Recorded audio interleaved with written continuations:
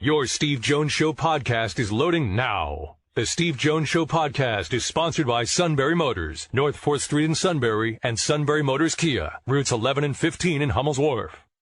Time now for Tuesdays with Neal. My man, how are you? I'm doing well, living the non-reverse jinx life. Oh, that's okay. I'm living in a world where the other host calls everything stupid, including me. I've run podcasts before. I know what that's like. Get the lingerie on the deck. Call the janitor. So, we've gone through a lot of scenarios here. So what are your top 5 training camp scenarios that you are interested to see how they play out or don't play out? Oh, that's a fun question. We're looking league-wide. I'm obviously biased. Number one for me, just because I think that the issue is multifaceted. If you take a Pittsburgh Steelers team that had significant doubts about their offensive line this time last year, one of those doubts resided in their left tackle, Dan Moore. Now, for all of his faults, and there are many at the professional level, he's experienced. He knows what to expect, and for once, for a team that has a reasonable playoff aspiration, maybe even an outside chance of competing for a division title, left tackle is going to be an important position for them. They trade out to draft Broderick Jones in round 1, who's about as prototypical of a modern left tackle as you can get, except for the fact that, or maybe including the fact that he's probably raw, a little bit behind, especially in terms of pass protection. Right. Who are they going to start? Because with the Steelers, you have to go back a ways, barring injury, to find a rookie that they didn't throw into the fire immediately. All of them have played pretty much since. David DeCastro would have played. He got hurt in a preseason game in 2012. Cam Hayward did not play much at all his rookie year in 2011. But since then, all of their first-round picks have played quite a bit. I'm curious how that shakes out because I really feel the Steelers are a team to watch. High-end defense, I think they can get more out of their offense. But is it Jones, the prospect who probably isn't ready, or is it more the veteran who hasn't shown anything yet? I think that's a very conflicting situation. The one guy, and we've talked about this, that I'm really interested in seeing in an NFL offense after some coaching is Anthony Richardson. Yes. And I think it's a great spot for him in terms of, I don't know if this is a team that has great expectations right now, but what I think gets missed with Richardson is if we were to compare this inappropriately and unfairly to another sport, and I hate doing this, I don't know why I always do it. He's like a pitcher who can throw an 85-mile-an-hour slider on the block for a strike 9 out of 10 times, but can't throw the ball to first base. Right. So it's like, what's the harder thing to find here? Is there a way that you can just, not throw the ball to first base? You can have somebody else do it in all situations? Is it that big of a deal? If you can throw a pitch like that, I don't know how many times you're going to hit him anyway. Anthony Richardson in the right, I don't want to say the right offense, but the right offensive leader guiding him, he's going to do some unbelievable things in the NFL because he is freakishly talented. It's just easy to look at the flaws that he has and say, and try to write him off. But it's like he does the big stuff way too well in today's NFL. Perhaps unfair, but let's put it this way. Put Anthony Richardson's size, athleticism, and arm in Philadelphia's offense last year. Right. You're talking 5,500 yards of passing. He can do all of that, He might not be able to hit a crosser over the middle, but if you've got single coverage on the outside, you've got two streakers going either way, he's going to hit the open one. He can do that all day. He just needs to be allowed to do it. Now, if you want to break him down and only throw short stuff, have him rely on outlets, I'm not sure how good he's going to be. But if they let the kid go out there and play and just say, look, you know what, this is his highest and best. It's risky, but he's going to make a lot of big plays. You're in for a real fun player to watch. So for me, I am really enamored with him as a player. I'm really curious to see how first-year coach Shane Steichen's going to work him in, what they're going to do with him, how they're going to utilize the talent that they have around him. I don't think it's going to be a year-one thing for him. I think they've got some money they need to spend, some more draft picks they need to acquire, but he's going to do some things his rookie year that's going to make you really wonder, is this kid a future All-Pro? What is interesting is I never once heard you mention the name Aaron Rodgers. If people haven't learned in the NFL about the hype of free agents, they haven't paid attention beyond just Tom Brady, and he's Tom Brady. No, Aaron Rodgers is not Tom Brady. Yeah. What a quarterback does in the first year that he's with a new team is not typically what you've seen from that quarterback in the past. Right. In a way, that might be a good thing for Aaron Rodgers, because if you really watched him last year in Green Bay, you're not seeing the same player that you think is in New York right now. He's not that guy anymore. I don't care who's calling plays. I don't care if it's his best friend of 40 years, and he'll do everything that Aaron wants to do because, frankly, Nate Hackett is fairly in the argument of the worst head coach in NFL history. He doesn't have a choice but to do what Aaron Rodgers wants to do. I'm not sure that is going to equate to great success with within a player that I saw last year with pretty noticeably diminished physical talent. Right. That was in January. Where is he going to be now after all this? New environment. Everything's new. Is he going to come in and lock down right away? Is all this going to work immediately? I don't know what part of this sounds like it's going to. I really don't. I think they start off pretty rough, and I think you're going to start to all the optimism that's going on about the Jets right now, I think is going to be flipped. I think everybody's going to be coming after him. Now, to be fair, Rodgers does well when that happens. There are plenty of instances in which the Packers didn't start off the best. Their fans got chirping.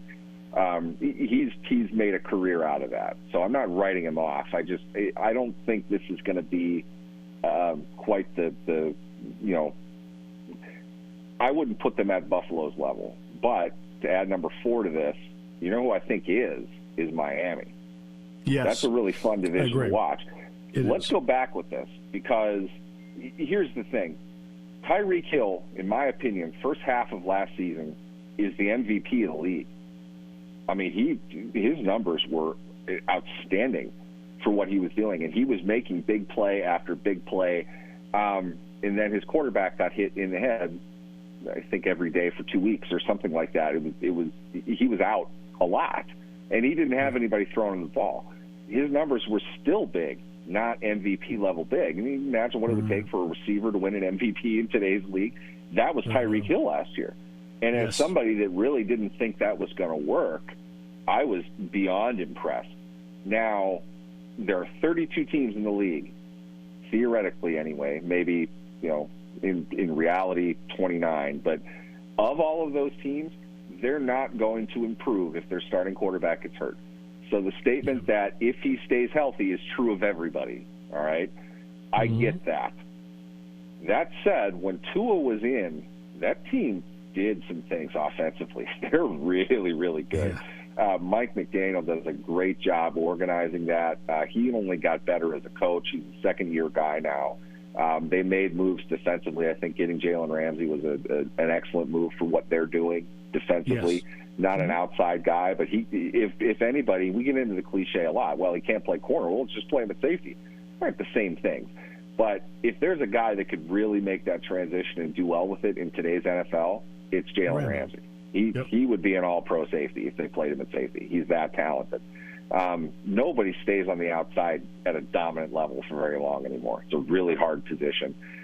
They're gonna do very well defensively with that addition right there. Xavier Howard is still among the best in the league. Mm-hmm. That's the team to watch.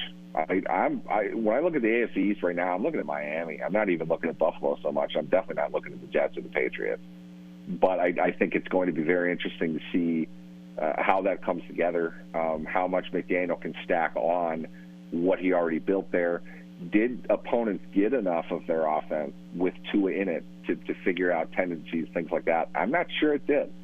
So I think you can see some big things out of Miami early, and I think that's a team to watch. Yeah, because I was kidding around with Mike McDaniel at Pro Day when he was here. And he was kidding around about, when Tua wasn't in, I didn't run all the good plays. He's joking around. And we're just having some fun and some laughs with it. What is, in your estimation, the legitimate depth in the NFC in terms of good teams, quality teams? Because it sounds like the AFC's got a lot of them. I think we cut that conversation very short. I think we usually look immediately at quarterbacks, and the loaded, hype-filled quarterbacks are in the AFC. They're probably not so much in the NFC. Daniel Jones is getting a big contract, and we're not even sure if he's a good quarterback. It's easy to go with that. But you look at our Giants team that despite the apparent limitation of Daniel Jones being its quarterback, they won a playoff game. They won a road playoff game. And this is a team that they haven't won more than 5 games in the last couple of years. Brian Dable was the best coach in football, in my opinion, for what he did with that team as quickly as he did it. I told worry him about playing a team like that. I told him that. I told Brian that when he was here. He earned it. He earned it. I don't think he got the recognition that he deserved for what they had. And I'm not dismissing. Every team's got talent. It's not that they're all, the 30-year stretch of the Cleveland Browns. Their teams. But by the way, just to appease Matt, if you could just say Nick Sirriani's the greatest of all time, that would help his attitude. I haven't even gotten into the genius of Nick Sirianni. He's one of my favorites. I love what Philadelphia does. Yep. I think he's the type of guy that will continue to have success because he knows how to continue to get better. And you look at what Philadelphia did. Jalen Hurts is the MVP. He's not even a top 5 quarterback. A lot of that is Nick Sirianni being smart enough to highlight the strengths of his quarterback and not try to make him balance. I hate that. They want the quarterback to do everything. That's the key to coaching. Do what you have. That's the key to coaching. Don't worry about what you don't have. That's modern leadership. And Sirianni gets that. For as young as he is, he didn't have a ton of experience. He went all in with a guy that fairly was a second-round draft pick. And look at what they got out of him. And it's not just we're going to call these plays and do these things. It is that to a degree, in the sense that they're not afraid to get him out of the pocket. They're not afraid to give him option routes. They're not afraid to tell him, if you got it, go get it. But more than anything, it's to do what he's best at, we need to get vertical runners. Let's go get A.J. Brown. We've got Devontae Smith. Dallas Goedert can do a lot more if he's not just patrolling the middle of the field. Right. They open things up for Hurts. And that's exactly what I'm talking about as far as Anthony Richardson goes. I think if Richardson was in that type of situation, I think he can be just like Jalen Hurts.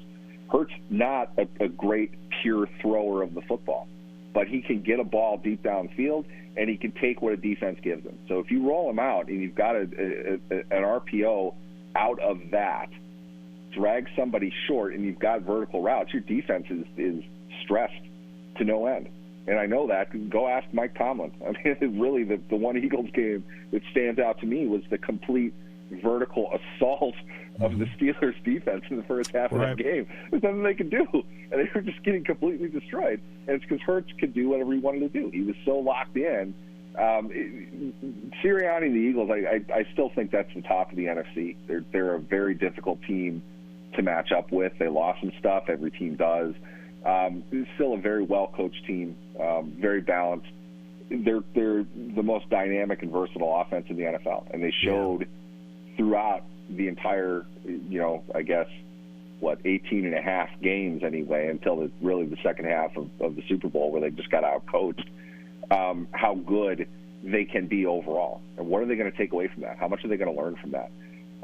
We still have a great quarterback coach, still have a great offensive coordinator. Philadelphia is, as much a favorite as anybody. Again, if we're going to kind of go through the futile exercise of breaking a quarterback down just purely based on traits, Hurts is probably not your guy. But look at what he does in the framework of what they set up for him, and look at both sides of that. That's what you have working for you. That's a horse to bet on, in my opinion. Not every team has that. Well, and that's the key to coaching. The key to coaching is to look at the personnel and say, okay, what are they capable of, and what can they do best? You don't attempt to fit the system to the players. You have to sit there and say, hey, look, the players had to fit. Okay, this is what we do. This is what we'd like to do. But you know what? We can't do A, B, or C, but we can do D through J because that's what they're capable of. We try to do A through D, can't do it because we'll lose.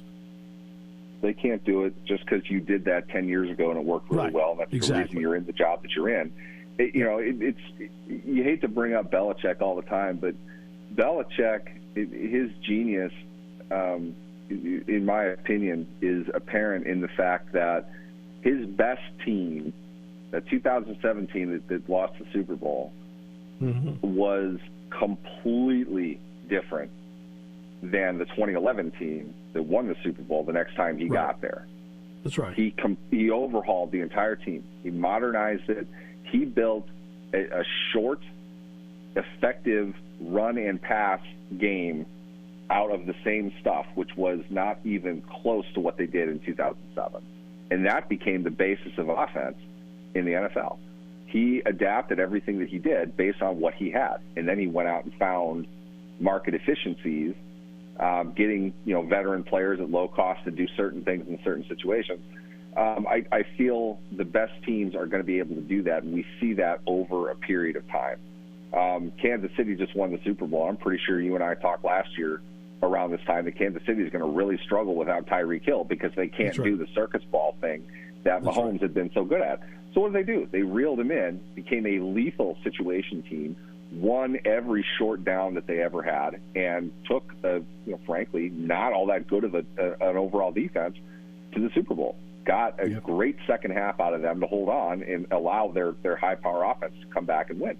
They got a ton of run out of a guy like Juju Smith-Schuster, not replacing directly, but you have to fill in Tyreek Hill's targets somehow, and they're not 18-yard down the field kinds of targets. They had to reinvent how they played the game. That's not just Patrick Mahomes. The talent of Patrick Mahomes obviously is great, but it's coaching, and a lot of that is humble leadership. We have to do something else. We can't be afraid to admit that we can't do the things that we used to do.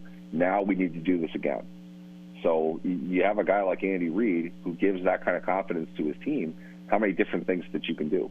How many different things are there that you can do? Phenomenal as always. Thank you, sir. You make Tuesdays just one of the better days of the whole week. Thank you so much. Pleasure's all mine. Thanks for having me, guys.